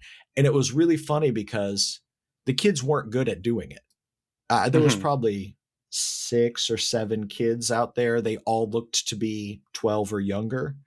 And they were, trying to spray. And at one point, Shaggy walked over and showed one of the kids how you turn it over and shake it up upside down and launch it up into the air, like he was teaching them how to do it, which was kind of fun. And I think it's their kids. Well, Jay's kids are too old for that. They're adults. But I mean, crew or people on the tour. Like, maybe that. That's who they're bringing out, right? Because Shaggy's kids are the right age for that. One of them, the way he interacted seemed like it was one of his kids. I don't know that for sure, but that's my guess. But it was all, their whole set list is the classics. In My Room was the newest song that they played, which is from Hell's Pit 2004 or whatever. I would love to hear new stuff, but I can't deny if you're on tour and you are seeing people that maybe have not seen you in a long time. You've got some of the people coming out just because they go, oh, I used to like this or whatever. It's probably the right set list. You know, I'm not mad about Yeah. it, right? They For can't Christy, do it forever to me. perfect. Yeah, Right. that's fair. Yeah. Like, because I just looked into it, and so the set I saw, which was October 19th of 2025, was exactly the same as the one you saw in the same order. Yeah. Except you got Stomp, and in that place earlier, a few tracks earlier, but the only other track was we got CPKs and you guys got Stomp. Oh, I see. I think Stomp is great. Fuck. I would have Stomp is loved way to see better. CPKs. Really? Yeah, I bet you. I would that's go one of your Stomp every favorites. day.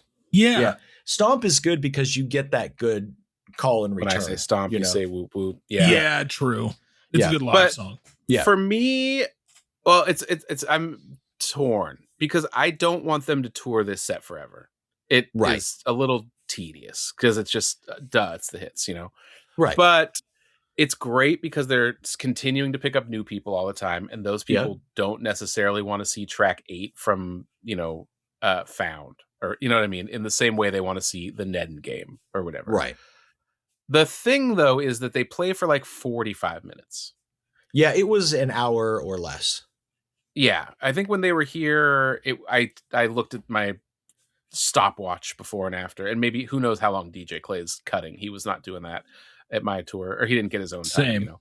Yeah. But they played, I think, literally like 45 minutes, which is fine.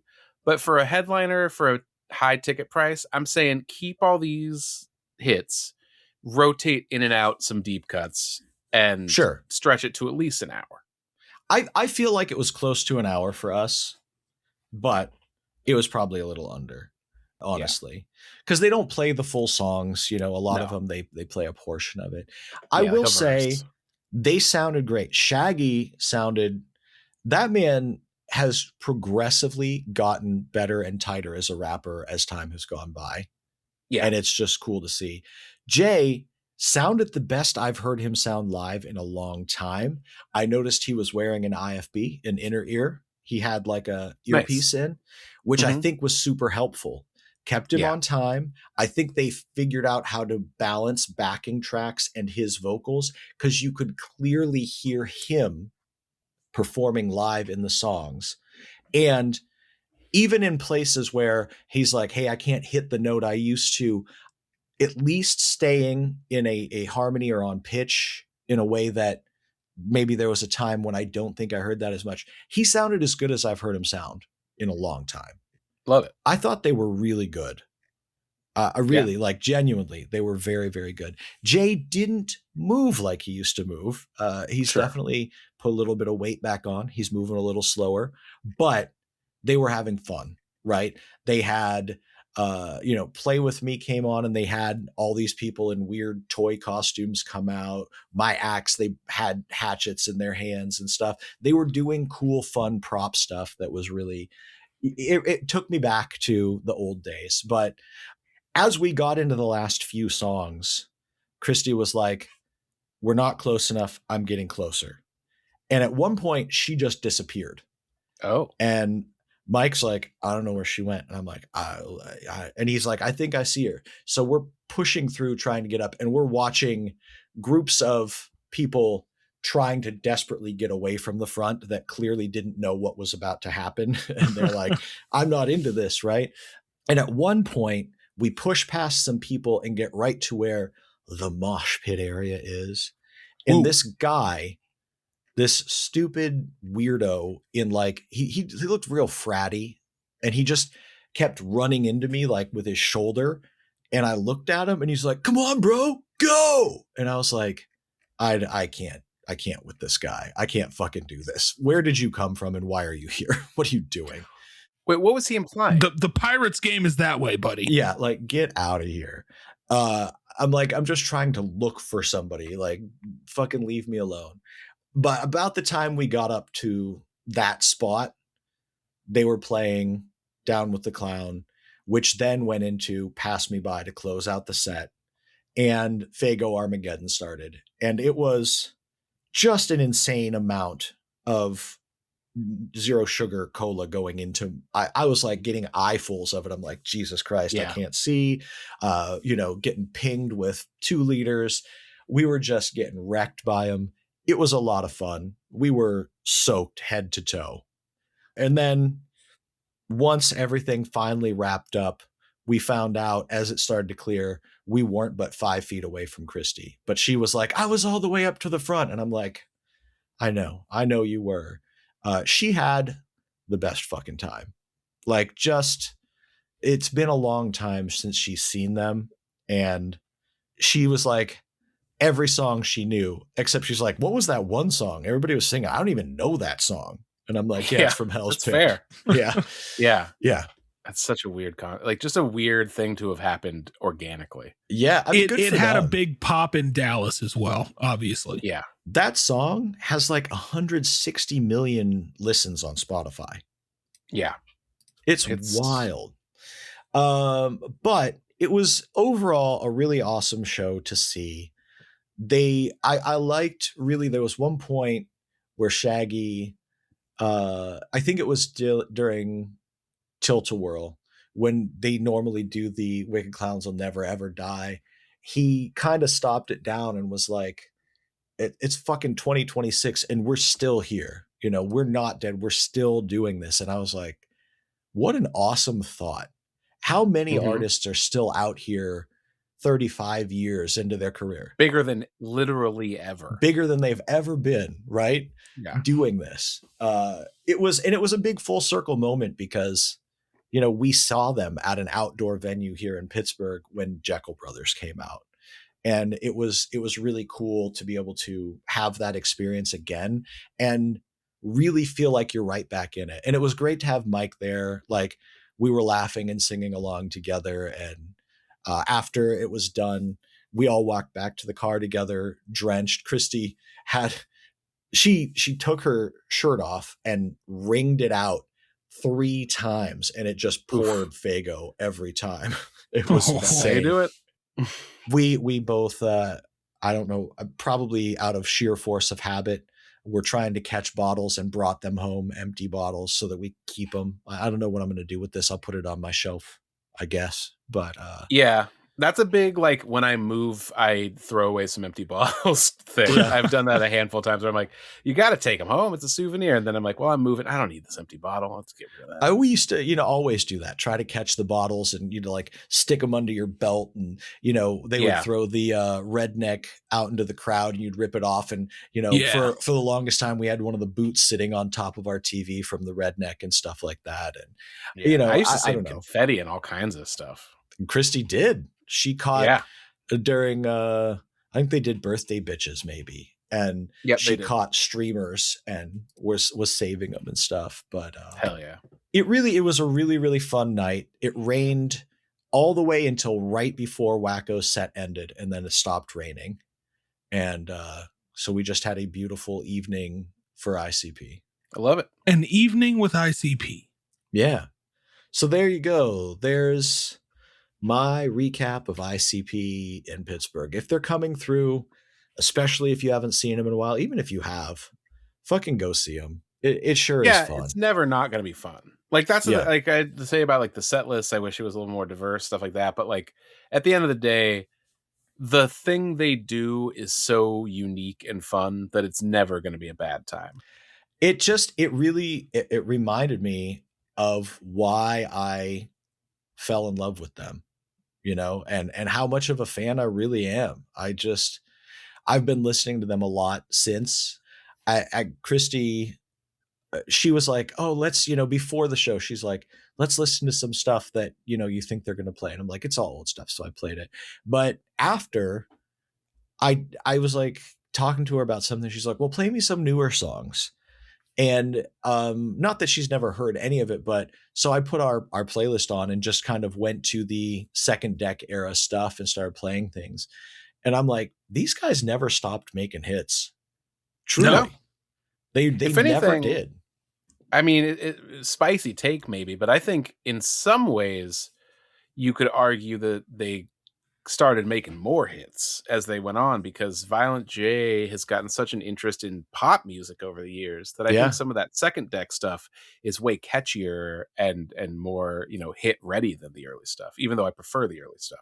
I think even the like post deck between 1 and 2 era, I was listening to some of that stuff, which I I'm pretty outspoken about not liking. I'm like, there's some good shit in here. Some stuff Yeah. that's unmistakably them and stuff that's catchy and has good hooks and good pop sensibility. Like they have released so much good music. I don't know. It was a great show that kind of put me back onto listening to them just for fun. Yeah. This conversation might do that to me, honestly. I don't know if I ever talked about it on here, but DC Fago guy, shout out DC Fago guy, sold me his entire ICP cassette collection. So I have like most of the first deck now on cassette. Damn. Oh, which that's is sick. I did a at one point. blast. Yeah, Yeah. it's real fun because they're all kind of built to be cassettes. Right. Like, They're in split structure. by half, right? Here's the Yeah, first so- half, here's the second half. Yeah. They all kind of have an outro and intro per side and all that. Yeah. And you know how to fit that into a CD player, right? Ooh. Hey, Is that, maybe we is should that get what to I call a that. segue? That's a segue. I control it with my mind. That's for our patrons. All right, it's time for Fun Time Book Club. In this episode, we're talking about how do you fit a cassette in a discography. Everything's going good, everything's going great, man. I'm feeling really positive today. Never felt so good, never felt so great, man. I'm feeling really positive. And the sun just won't stop shining on me. I said the sun just won't stop shining on me. The second full-length album from the super famous Funtime guys, released August 23rd, 2019. Not on a label, just self-released. Robbie, is there any album history or info specifically we need to know about this thing? Yes. I'm I sure. got some history here we're going to dive into, and it'll make sense as to how bad we fucked up by thinking we should do the other thing first and all that made last time not happen. When I go over this, because it's a confusing time. So let's dive right in. This album is announced January 1st, 2019. So New Year's Day, they put up a little graphic. Upcoming Funtime album, how do you fit a cassette in a discography, coming soon. Then throughout the spring and early 2019, they're doing a lot of shows with A La Zuliloo. So they're doing the Church Azul release party. They're jumping on some dates of the Axis Family tour they did. So they're hanging out with their bros, doing shows. Lame shit from this album was actually released as a single before our album came out, which is weird, but that's true.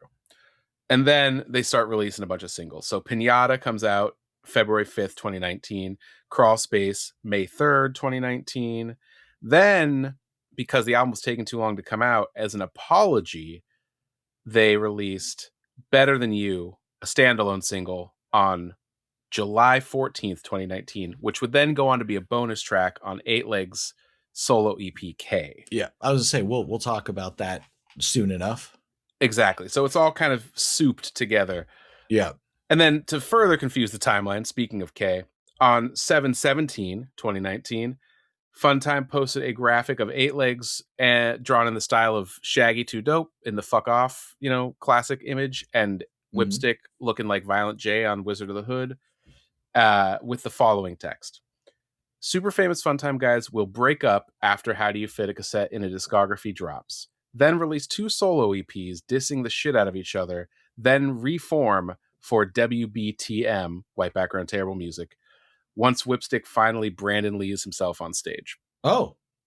So Well, they're already setting the trajectory of the next 3 releases before the first one even came out.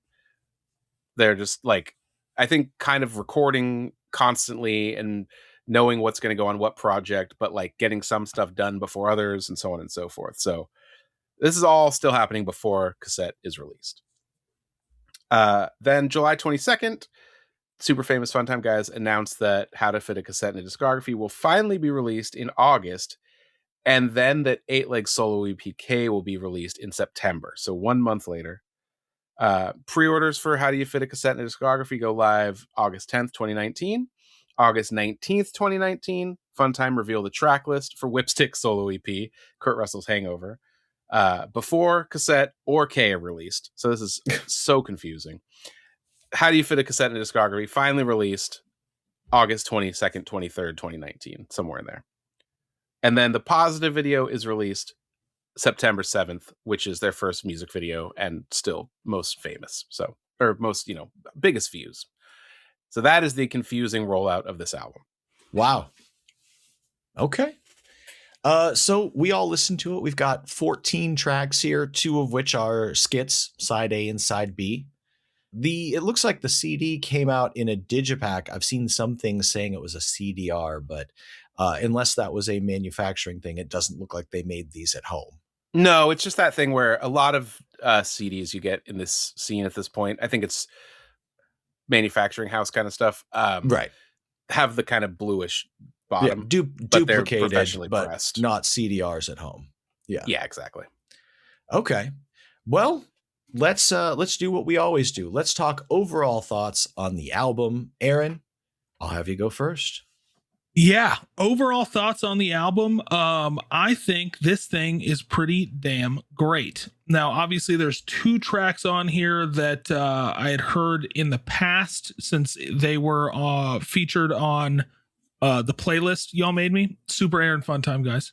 Mm-hmm. Mm-hmm, mm-hmm. And I think everything else lives up to that standard on this album. I think Lame Shit is really good. We got motherfuckers who have seen inside their padded wall. Snatch you out your sheets and fucking beat you till you splatter, dog. Catching hands that you can't see like if I seen a Dragon Ball. You ain't fucking with police? Well, now somebody has to call. Cause I ain't fucking cleaning up this bitch boy on his mama's street. Wouldn't know where to begin cause now we look like cottage trees. Some look just like venison, but then again, yo, honestly, I ain't touching. I really enjoy both skits. In fact, the side A, I went back and listened to like 2 or 3 times when I heard it the first time, because I just think it is such a peak. One friend just deadpan rage baiting the other friend, and it is hilarious. I'm not an Uber. Quit calling me your fucking Uber. You Lyft? No, I was here already. I was just inside your house with you. I didn't order Grubhub. I did. So, I just need you to take me down the street. I'm not. No, fuck. We're getting food. So, is it okay if I play some music? Like, would that be cool? Because I got this new cassette and What? A fucking cassette? In fact, I might even try the whole "You're my Uber" right to one of my friends. So I think it's fucking funny. It continues. Yeah, and it continues. Oh, when he's saying it continues, he means this is the beginning of the journey all the rest of their full-length albums have. Yes. Fantastic. Well, I can't wait till I incorporate all of their bits into my life, because it's really fucking funny. But I think solid all around. I really enjoy all the beats. I think their flows are fantastic. I did not fully enjoy the hook on Bounce House Bastards. I think the hook was a little left me wanting, maybe a little too simplistic. One time in the building, we wildin'. Sunshine disappear, we smiling. Online in a minute, we flying. Jump high, get living, quit dying. That moon bounce, that bounce house. Get tuned in and get bounced out. We boozed in, the sound's loud. Either motherfucker way you bounced out. But other than that, great. All right. So the first time I ever listened to this album, when I decided I'm going to run their discography, I liked this and our album best. But now I've listened to them a lot, and I'm going back and listening to this full album. And I think this is a really interesting release, because when I'm looking at this, it's the first thing they recorded that was very intentional, right? An album that they were making an album versus our album, which was more of like, hey, we've got these songs, let's put them together into a thing, you know?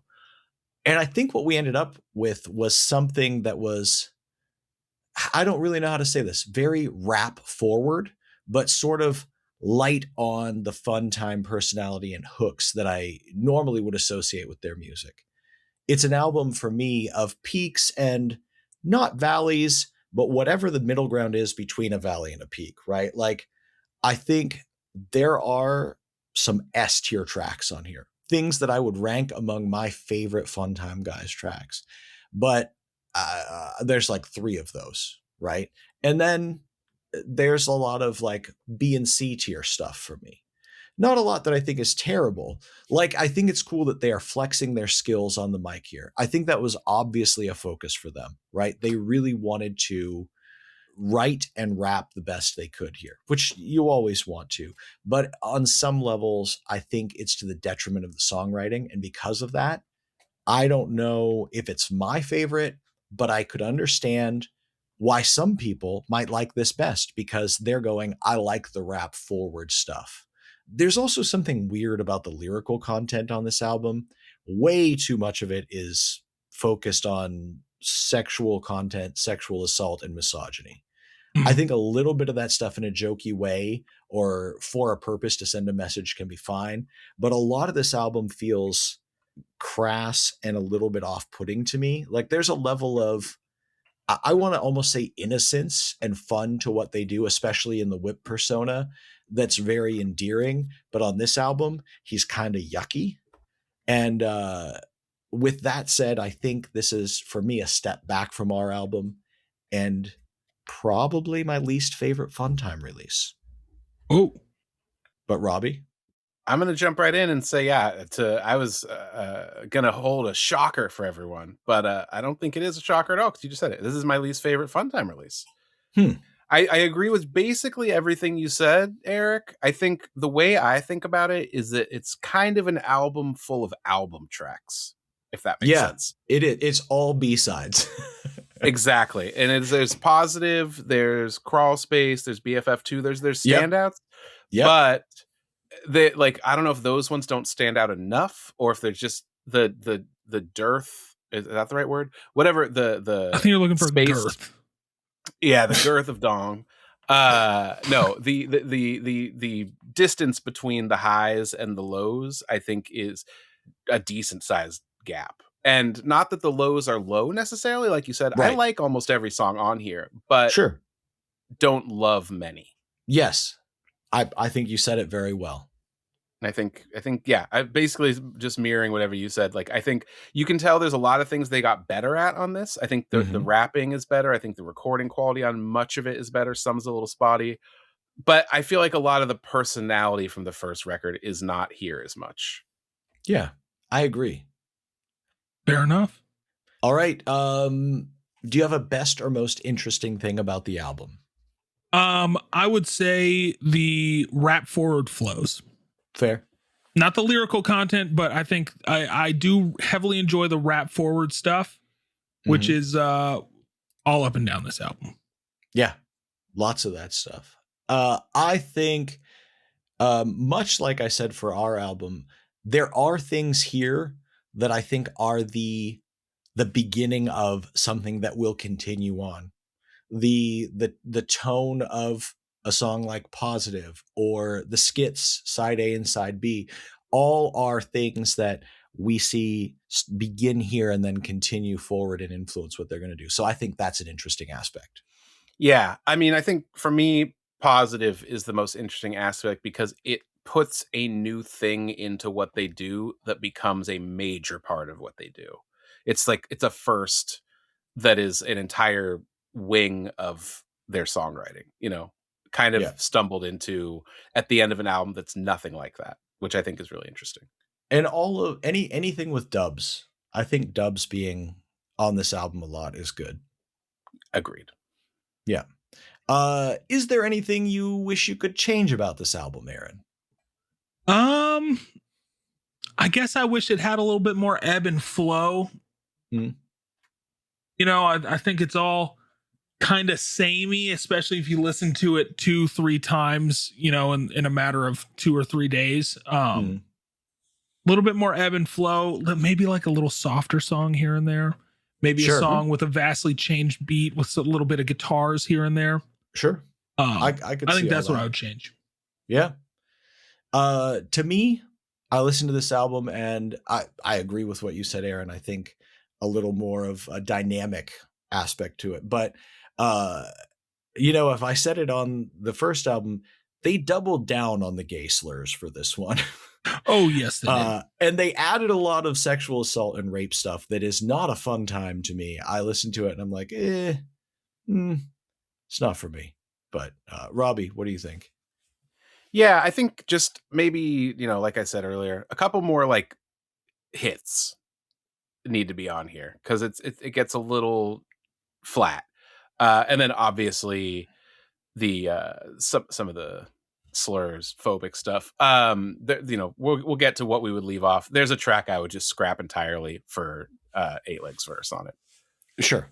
Well, let's first talk 3 favorite tracks. Aaron, super curious to see what yours are. Oh, my 3 favorite tracks. I would say Crawl Space.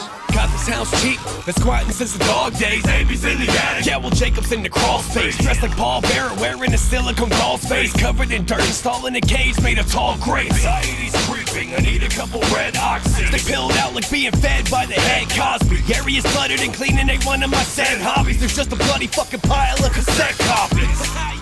BFF2. As you can tell, things ain't changed. Still BFF, still they're down in the grave. Wait, what? So you telling me we suck together? I guess so. Fuck! They're best friends forever. Shit. As you can tell, things stay safe. They ain't murdered each other, and that's something so great. Wait, what? Yo, the hook just said we're stuck together. Really though? Yup. They're best friends forever. And lame shit. It's that super famous fun time. Gang shit, golden too sweet if you claim it. Keep it moving if you ain't, bitch. And get the fuck on with it.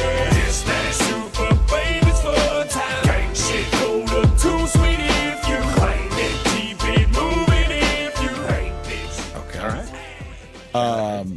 Mine are BFF2, Crawl Space, and Positive. Hey, yo, I'm a positive guy. Positive that life is meaningless and all of us die. Positive that none around me have a positive vibe. Positive that life is shit, but I'm along for the ride. And I can take you on a date and maybe walk around the mall a bit. Eat some broken glass out your busted ass and swallow it. Hit the gym and get your drip, take your body sculpted it. STD results came back, that shit was positive. I think mine are the same, but I want to give a little tip of the hat to Water Cooler Recap, which I think is a really fun song. And there is a thing that 8legs says on it where he discusses that he and a lady had nude sex, which is sex you have when you're fully nude. Well, oh, you know, I just went and got my suit pressed, deposited my nude check, and had nude sex. You know the type where you're completely fucking nude? Yes. It was that kind with a fine dime and a duplex. Which I think about all the time as just a hilarious concept to have to divulge that. Differentiate. Yeah. Exactly. Yeah. Listen, it's not guaranteed that that's how it's going to go. So no, but it's also so who cares? Like it's just such a funny, like it's fun. That kind of sex when you're completely fucking nude. Like, yeah, that's the crazy stuff. Yeah. Okay, Aaron, what would you leave off the album? What would I leave off? I would say Bounce House Bastards, because I wasn't a fan of the hook. Yeah, coming hard like I ain't nutted in 4 months. Fuck the bar, I'm drunk in an obstacle course, punks. Summon us? You need a 40 or more blunts and authority to stop us from chloroforming, you whore cunts. Yeah, let us tour once. We gon' end up in your crib, sling a dick to you poor chumps. Yeah, take my shoes off. Everywhere I bounce house. Still better with liquor in my liver until I brown. So, listen, Bounce House Bastards sounds like a late 20, or I was going to say early, maybe 2010s Lady Gaga B-side to me, musically.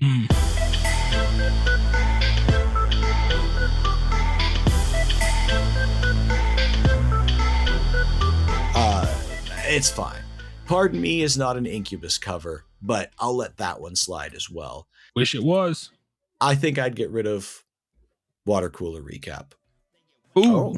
Or maybe WWYD. Get yourself a skank. Came home to hear her whispers and moans. I found a chick with my wife, both missing her clothes. First thought, whoa, go. Until I got close, she was banging a train that looked like Willem Dafoe. Couldn't help but puke in my mouth while watching him go. Became projectile when she started tonguing his chode. And now they're covered in enchiladas I ate on the road. And even that didn't stop her, had to rock bottom the hoe. Tossed her off the bed. Those two are the ones that I would kick to the curb. Yeah, for me, it's a easy WWYD. I'd love to say the times were different. They really weren't. 8legs verse is just like super cringy and transphobic, and it bums me out. Luckily it's a 1 of 1 in the discography, but yeah, that like is maybe of their whole career the song I would remove. Okay. Well, let's score this thing. How many sides out of 2 would you give this album? Oh, out of 2. Can we go halves? Sure. I think out of 2, I give it a 1.5. Okay. I'm gonna give it 1 side out of 2.